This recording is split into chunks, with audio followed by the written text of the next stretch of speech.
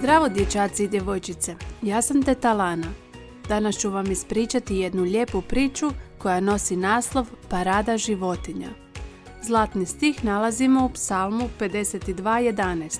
Tamo piše: Hvalit ću te svagda što si to učinio. Poruka ove priče je: zahvaljujemo Bogu što se brine za nas. Nije li zabavno gledati paradu? Prije puno vremena Noa i njegovi susjedi gledali su neobičnu paradu životinja. Noin sin stavio je na hrpu posljednju vrećicu pšenice, pored druge hrane u arku, a zatim je stao pored svog oca kod otvorenih vrata. Noa je šutio neko vrijeme. Konačno je rekao: gotovo je. Učinili smo sve što nam je Bog rekao da učinimo. Noa je sišao niz rampu. Tu se okupila mala skupina ljudi.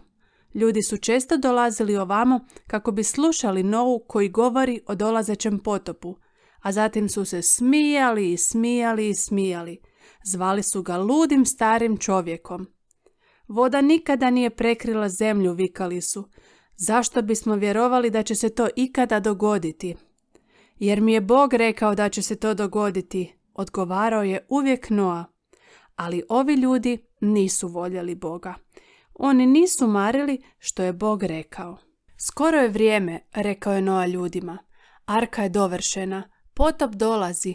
Uđite u arku, preklinjao ih je. Bog vas toliko želi spasiti. Svi su se smijali i smijali. Suze su napunile Noine oči. Nitko mu nije vjerovao. Nitko nije vjerovao Bogu. Zatim je iznenada netko uzviknuo: lavovi! Svi su se okrenuli vidjeti. Dva žuto smeđa lava koračala su prema skupini ljudi, ali činilo se da lavovi nisu ni vidjeli ljude. Njihove oči bile su usmjerene prema arki. Hodali su ravno prema rampi i nestali unutra.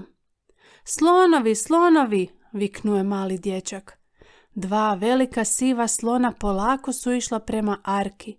Oni su se također uspjeli uz rampu i nestali unutra. Kakav je ovo trik? Netko ljutito uzviknuo. Kako si natjerao životinje da to rade? Noino lice rastegnulo se u širok osmijeh. Pa to je Bog, uzviknuo je. Bog uvodi životinje u brod. Ja nemam ništa s time. Cijeli dan životinje su ulazile u arku. Ljudi su to promatrali u tišini. Kada je posljednja životinja ušla sigurno, Noa je još jednom došao na vrata arke. Ovo je vaša posljednja prilika, Noa je pozivao. Molim vas, uđite unutra kako biste se spasili. Ali nitko se nije pokrenuo. Tako se Noa okrenuo i tiho vratio u arku. Tada je sam Bog zatvorio velika vrata i zapečatio Noinu obitelj i životinje na sigurnom. Bog je imao plan brinuti se o Noinoj obitelji i životinjama, a On ima plan brinuti se i o nama.